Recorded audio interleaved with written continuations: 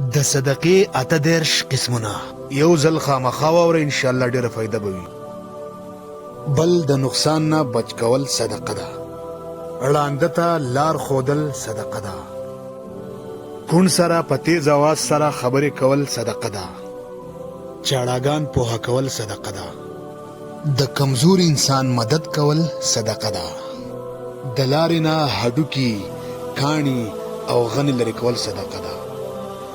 چې څوک درته د مدد وي د هغه طرف ته منډه باندې تلل صدقه ده. چاته لاره سیده کول صدقه ده. لا اله الا الله ویل صدقه ده. سبحان الله ویل صدقه ده. الحمدلله ویل صدقه ده. الله اکبر ویل صدقه ده. استغفر الله ویل صدقه ده.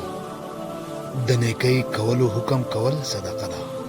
د ګناه نه منع کول صدقه ده. د ثواب په نیت په خپل کور کې خرچه کول صدقه ده. د دوو کسانو په منځ کې انصاف کول صدقه ده.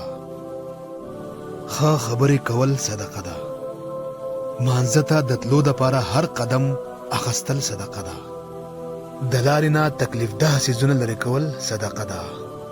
په خپله خوراک کول صدقه ده. خپل بچو له خوراک ورکول صدقه ده. خپلې کورودانې له خوراک ورکول صدقه ده. په خپل نوکر خوراک کول صدقه ده. چې څوک په مصیبت کې وي حاجتمند وي د هغه مدد کول صدقه ده. د خپل رور سره په خوشحالۍ میلاوېدل صدقه ده. د اوبو یو ګوټ په چاسکل صدقه ده.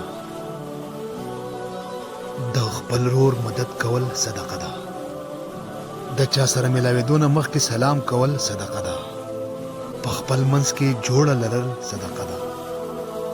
ستا د فصل او د ونو نه چې چا څه وخوړل ستا دپاره صدقه ده. هوږې مړول صدقه ده.